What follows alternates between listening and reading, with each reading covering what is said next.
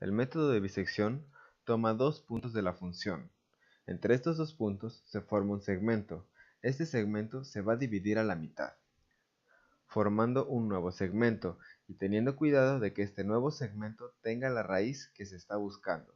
El nuevo segmento se va a volver a dividir a la mitad, teniendo en cuenta que la raíz tiene que quedar dentro de ese segmento, y de nuevo este segmento se va a volver a dividir a la mitad, y así de forma infinita o por lo menos hasta donde uno lo crea necesario. Este método se puede reducir como si uno quisiera cortar un papel. Un papel lo agarra y lo corta a la mitad. Esa mitad la vuelve a cortar a la mitad. La mitad cortada la vuelve a cortar a la mitad y así hasta lograr encerrar ese pedacito de papel que uno quiere. En este caso, ese pedacito de papel que uno logra encerrar es la raíz y uno va encerrando la raíz cortando a la mitad y a la mitad y a la mitad la función. Pros y contras de este método. El pro es que uno siempre va a llegar a la respuesta y la respuesta siempre va a dar con la cantidad de decimales que uno desee. ¿Cuál es el contra? Que es un método muy largo y para poder llegar a la respuesta uno necesita hacer 10, 15, 20 ciclos y entre más exacta uno quiera la raíz, más ciclos hay que hacer. Sin embargo, este método es muy simple de hacer y la cantidad de pasos que requiere son pocos. Más adelante se van a explicar estos pasos. En este ejemplo tenemos un polinomio 5x² más 18x menos 5e a la x. Este polinomio cuenta con tres raíces, la primera en menos 3.60, la segunda raíz en 0.3627 y la tercera raíz en 2.9721. En este ejemplo nos vamos a enfocar en la raíz número 3, 2.9721. Como antes había mencionado, es importante saber cómo se desempeña el polinomio, por eso es adecuado graficarlo y poder observar dónde se encuentra. Dicho esto, se sabe que el polinomio se encuentra entre el 2 y el 4, por lo tanto los puntos a elegir tienen que estar entre esos números.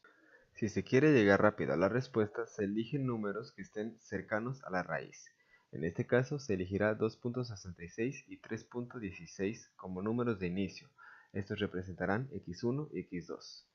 El siguiente paso es evaluar x1 y x2 en el polinomio. De esta forma, 5x² más 18x menos 5e a la x sería reemplazado por 5 multiplicado por 2.66 al cuadrado más 18 por 2.66 menos 5e a la 2.66, dando como resultado 11.7766.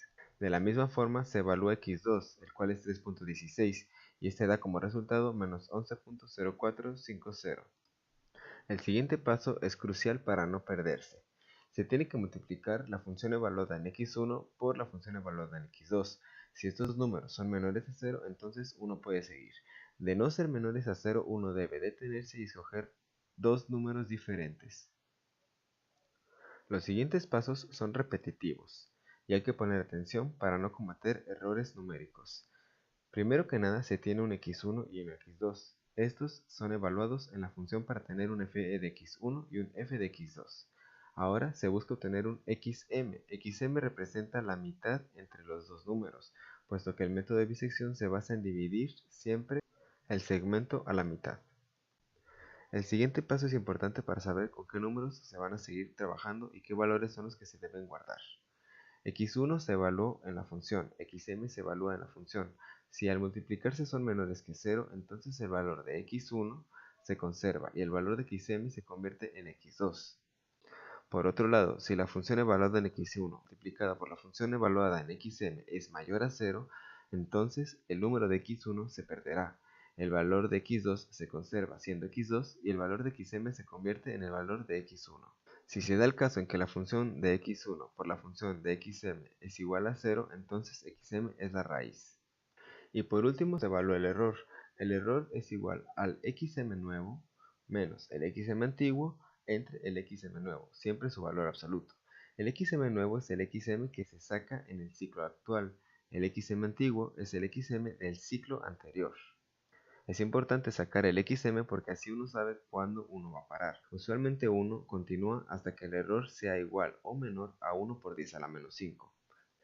Para que el error sea menor significa que uno tiene que hacer más y más y más ciclos, y es por eso que este método es algo tedioso, porque hay que hacer muchos ciclos para obtener un error muy pequeño para poder acercarse a la raíz que es real.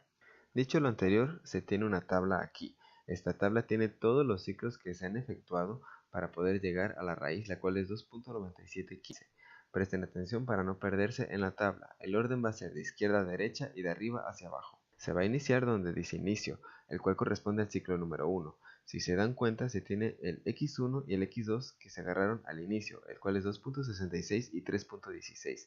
Se evalúa en f de x, dando 11.7766 y menos 11.0450. Luego se saca el xm, que es el valor medio entre x1 y x2, o sea, x1 más x2 entre 2. Esto da 2.91 y se evalúa xm en la función dando 2.9365. En este punto no se puede evaluar el error, puesto que no hay un xm antiguo. Por lo tanto, se hace la multiplicación de xm por x1. Este valor da menor a 0. Por esa razón, el x1, que es 2.66 en el ciclo número 1, se va a perder, mientras que el 3.16, que es el x2, se mantiene siendo x2 en el ciclo número 2. Por otro lado, el xm, que es 2.91 en el ciclo 1, se convierte en el x1 del ciclo 2. Por eso se tiene el 2.91 como x1, el 3.16 como el x2. Se evalúa x1 y x2 en la función dando 2.9365 para f de x1 y menos 11.0450 para f de x2.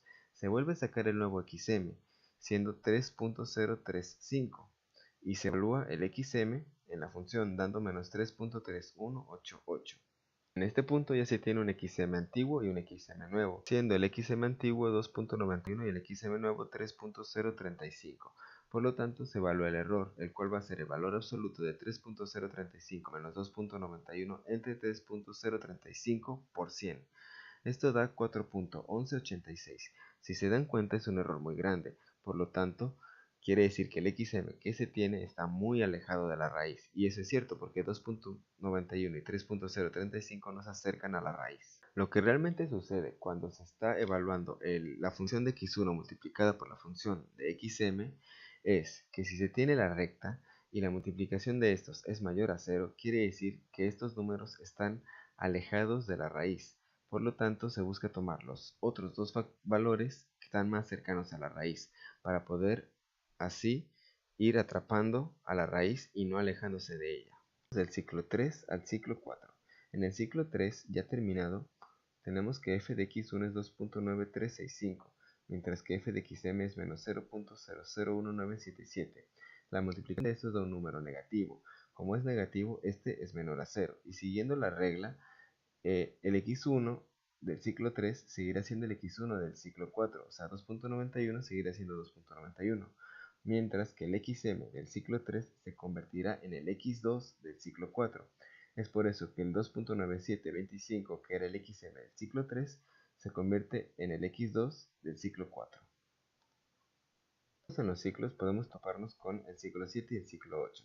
El ciclo 7 ya terminado, tenemos un x1 igual a 2.96468, mientras que en el xm tenemos un 2.6859. La multiplicación de estos da un número positivo. Por ser positivo, el x1 del ciclo 7 no se conserva, mientras que el xm del ciclo 7 se convierte en el x1 del ciclo 8.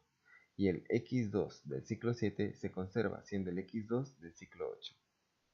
Los ciclos continúan hasta el ciclo número 9, donde hemos encontrado que tenemos un error de 0.033, el cual es ligeramente aceptable, pues la raíz que es xm, que da 2.9715, se acerca bastante a la raíz que se estaba buscando. En este momento uno puede parar o bien seguir y tener más cifras significativas.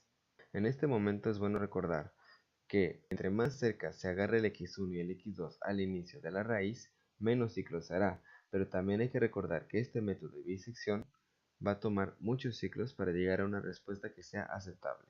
Más adelante se verán métodos que serán más rápidos y más eficientes.